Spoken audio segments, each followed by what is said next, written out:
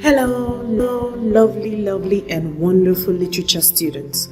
Welcome back to another exciting literature class. Today's class will be looking at the themes and style in Aguirre's Unexpected Joy at Dawn. Remember, we did the introduction where we read the novel. We understood everything that happened in this novel, Moses Nitake and his sister, Mama Orojo. So today we're going to be looking at the themes and style. Behavioral objectives. By the end of the lesson, the learner should be able to call out the themes in the novel and analyze the language and style in the novel. Now, let's look at the themes. The first theme in this book is xenophobia. I'm sure we've all been hearing xenophobia on the TV. We've been hearing about xenophobia in the TV, where we're having issues with Africans killing and suppressing or using violence on other aliens in their country. And we saw this mostly in South Africa. But in this book, we'll be looking at xenophobia in Ghana and Nigeria, where Nigerians in the late 80s, chased the Ghanaians out of Nigeria. And subsequently in Ghana had already done that in the 60s, where they chased the Nigerians out of Ghana. So here we see the bank manager of Expense Bank does not hide his dislike for Nitaki, whom he sees as a Nigerian living off the wealth of Ghana.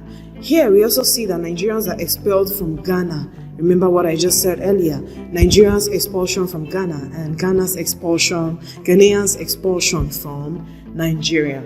Idem's expression in chapter 8 of the text, Omo Ghana no go, underscores the attitude of many Nigerian citizens to Ghanaians, whether legal or illegal immigrants. So we see that the Nigerians do not like the Ghanaians, and the Ghanaians do not like the Nigerians too. So it's a vice versa thing. We are seeing the dislike, we're seeing the xenophobic tendencies in both countries. Another theme in the book is alienation. Some 15 years earlier, the Ghanaian government introduced an alienation policy, which eventually led to mass exodus of other countries' nationals from Ghana. So here, we are seeing that Ghana released an alienation policy 15 years earlier, and Nigerians were forced to leave Ghana.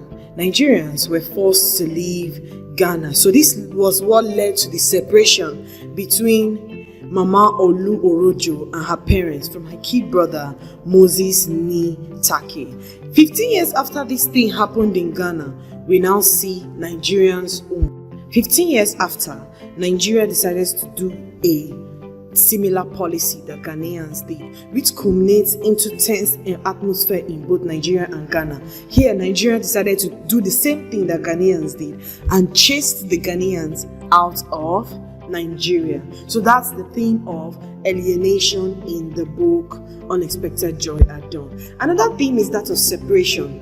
In this book, we see that Nitake is separated from his family. We're doing the alienation policy in Ghana, and this caused him to lose his own family at a very tender age. Nitake and Masa too are also separated because Masa eventually dies, and you remember how they both love each other. So the separation really took a huge toll on him. So that's the theme of separation. Another theme is that of love. In the book, we see the love between Nitake and Masa is very strong. The love between Nitake and Masa is so strong. We also see the love between Joe and Mama Orojo. Remember, Joe is the illegal miner. So the love between the two of them is also strong. We also see another love between Idem and Wachok. They are another category of lovers. Through Idem's nagging, one can see a woman's love and concerns for her husband. So that's the theme of love in the story. Another theme is that of religion intolerance. As seen in the picture there, we see anti-Muslim, anti-Jew, anti-Christian trying to beat each other. These people have shown little interest in Christianity because the Sahem Brotherhood frowns about preaching to the people, and they don't want any of their people to have anything to do with their preaching. They don't believe in the Christian religion, so they are always against it. And because of that, the Sahel Brotherhood is a very strong force in Ghana, and because of that, the Ghanaians are very scared of receiving Christianity. Even the Nigerians too are scared of receiving Christianity because of the Sahel Brotherhood. So these are the themes in Unexpected Joy at Dawn by Aguirre. Now we'll be looking at the style. How did Aguirre write his book? What is that unique quality that Aguirre put in his book? The first one is his language. The language of the book is in contemporary English. He wrote it in contemporary English. He also employed the use of pidgin, proverbs, and some local idioms and expressions to provide a local spice to the narration. So in providing local pidgin, proverbs, and idioms, he connected us back to our African society, to the roots, to Nigeria and Ghana. The point of view: Aguirre adopts the third-person narrative in Unexpected Joy at Dawn. The third-person narrative. There are also instances of stream of consciousness in the novel. Another style of his writing was foreshadowing, where we see future events being told to us, the audience or the readers. Foreshadowing is when writers project into the future. They use it to keep suspense in the minds of the readers. In Unexpected Joy at Dawn, foreshadowing is in page 216, where Mashak takes her life because Ni foreshadows that Mashak is nursing the idea of suicide. And then we're looking at Flashback. Mama tells the story of how she lost her parents while they were coming back to Nigeria through the use of flashback. We also see epistolary. Epistolary is like a letter written in form of a story. And in the book Unexpected Joy at Dawn, a letter was written to the SUSU chairman.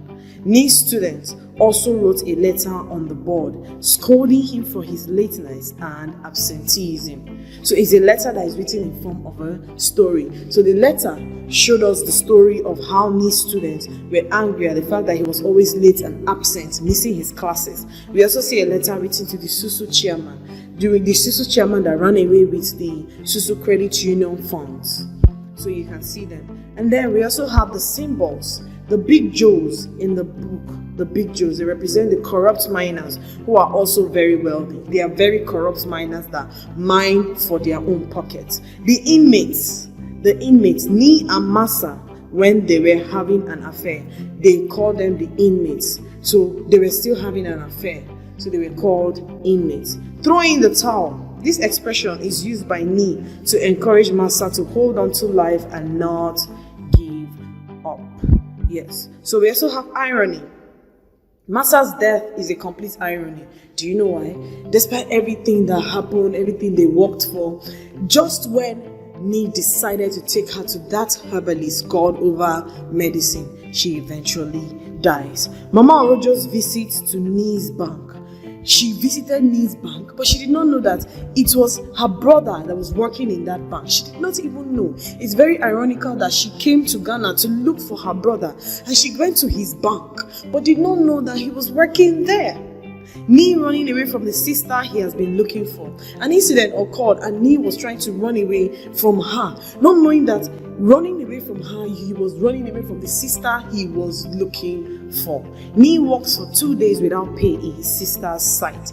The sister owns a construction. Remember in the story, she has a construction company and a confectionery. He walked in her construction site for 2 days, not knowing that it was his sister's construction company that he was working for. Now, home fun. Examine the themes of ethnic prejudice, death, and Pan-Africanism. 2. Examine the use of personification in the novel. So, lovely students, we've come to the end of our lovely class where we've talked about the themes and style in Aguirre's Unexpected Joy at Dawn. Let's move on to our next class where we'll be looking at the characters in the novel. For now, this is me, your teacher, saying bye for now, and I'll see you in our next class. Bye!